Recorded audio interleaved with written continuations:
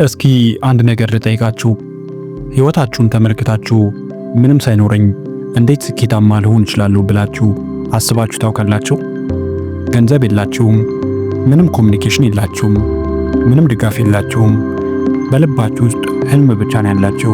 እናንተ እንደዛ ከሆናችሁ ብቻችሁን አይደላችሁም።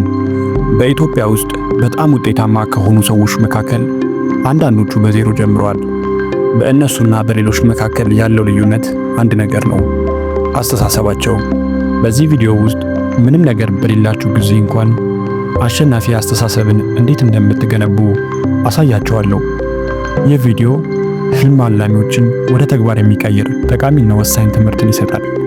ላይክ በማድረግ እስከ መጨረሻው አብሮነታችሁ አይለይም።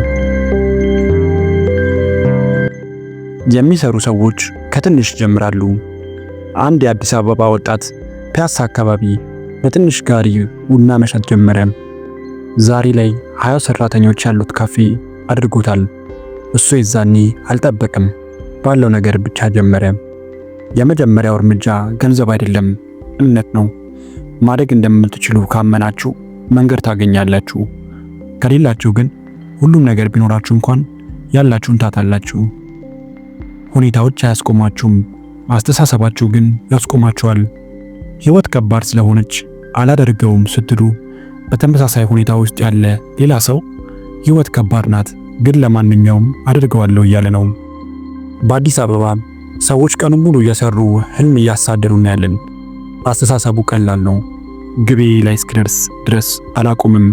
ችግር ባጋጠማችሁ ቁጥር እንዲበሉ፣ እድለኛ አይደለሁም አትበሉ፣ እየተዘጋጀው ነው በሉ። እያንዳንዱ ፈተና ጥንካሬን ይገነባል። ማንኛውም ውድቀት ችሎታን ያስተምራችኋል። ጠንካራ አስተሳሰብ ጠንካራ ልምዶችን ይፈልጋል። ስኬትን ከፈለጋችሁ ልማዶቻችሁን ከሱ ጋር ማመሳሰል አለባችሁ። ቀደም ብላችሁ ከእንቅልፋችሁ ተነሱ። ምንም ባይሰማችሁም እንኳን በየቀኑ አዲስ ነገር ተማሩ። ለ15 ደቂቃዎችም ቢሆን የማይቻል ነው ከሚሉ አሉታዊ ሰዎች ራሳችሁን አርቁ። አስታውሱ፣ ተነሳሽነት ጉልበት ይሰጣችኋል፣ ነገር ግን ዲሲፕሊን ውጤቱን ይሰጣችኋል። ስለ ግቦቻችሁ ብቻ ትናገሩ። ኢትዮጵያ በእድል የተሞላች ናት። ኦንላይን ላይ ትንሽ ነገር መጀመር፣ ልብስ ዲዛይን ማድረግ፣ በእጅ የተሰሩ ዕቃዎችን መሸጥ፣ ክህሎቶችን ማስተማር ወይም ዲጂታል ይዘትን መገንባት ትችላላችሁ። ጥያቄው እድል አለ ወይ አይደለም። ትክክለኛው ጥያቄ ለማየት ዝግጁ ነኝ ወይ የሚለው ነው።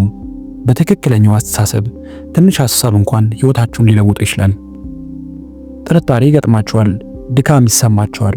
ሰዎች በህልማቸው ይስቁ ይሆናል፣ እውነታው ግን እዚያ አለ። አሸናፊዎች ሁልጊዜም ሌሎች ሲያቆሙ እነሱ ግን ይቀጥላሉ፣ ወደፊት ይጓዛሉ። ወደፊት እየጠበቃችሁ ነው። ያም እጅ የማትሰጡበትና ጠንካራ የሆነው የአዲሱ ማንነታችሁ ጊዜ ነው። አሁን ምንም ላይኖራችሁ ይችላል፣ ነገር ግን በትክክለኛው አስተሳሰብ ለመጀመር የሚያስፈልጋችሁ ሁሉ አቅም አላችሁ። ስለዚህ ወደ ህልማችሁ የሚያቀርባችሁን አንድ ትንሽ እርምጃ ውሰዱ። ነገ ሳይሆን ዛሬ፣ አሁኑኑ። ምክንያቱም አንድ ቀን የእናንተ ታሪክ ሌላ ሰው ተስፋ የማይቆርጡበት ምክንያት ይሆናል። አሁኑኑ ጀምሩ። በየቀኑ ደጉ። ሁል ጊዜም በራሳችሁ መኑ። ይህ መልእክት ልባችሁን ከነካው ለቤተሰብነት ሰብስክራይብ አድርጉ። እናም ይህን ቪዲዮ ላይክ እንዲሁም ሼር አድርጉ። ኢትዮጵያ ውስጥ የሚያወራ ሳይሆን የሚተገብር ትውልድን እንገንባ።